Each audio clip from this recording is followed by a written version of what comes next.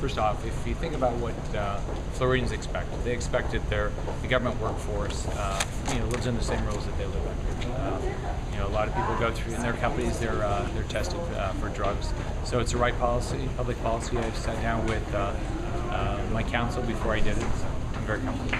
Governor, the Sunrail extensions, the contracts that you signed or the DOT signed last week, say unexpected events were the cause of the delay of executing those contracts. What are the unexpected events? Well, what we did is we locked in the prices, and I'm taking time to review that project to make sure it's a good project for the taxpayers of the state. The delay, though, is going to cost at least $7 million more, according to the addendum that was signed last week. What I'm doing is I'm taking, going through a logical process to do a review. It's well worth it.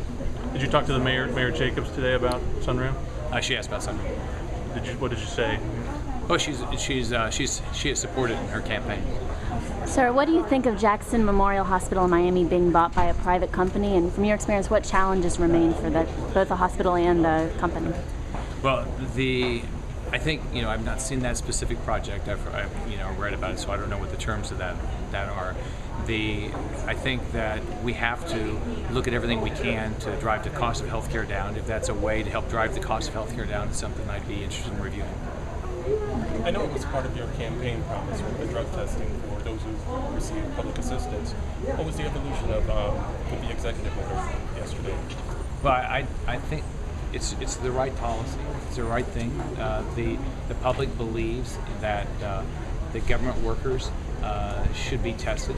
They expect that the government workers are not using illegal drugs. So it was the right thing to do. Can we talk a little bit about the Medicaid waiver? I know a month ago you were with Sebelis. You mentioned it today. Are you a little frustrated it hasn't come yet? And what are you trying to do to expedite it? Well, we talk to AHCA all the time.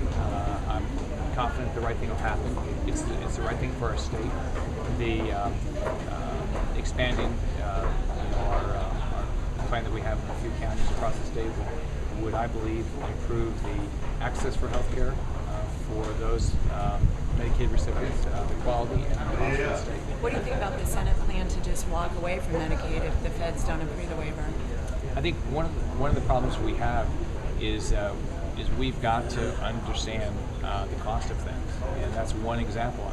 That's one of the things I'm trying to do in everything I do as governor. So let's look at our cost and see if we can withstand this cost. Can you afford to Have a good day. I believe. Thank you again. All right, see you. Bye-bye.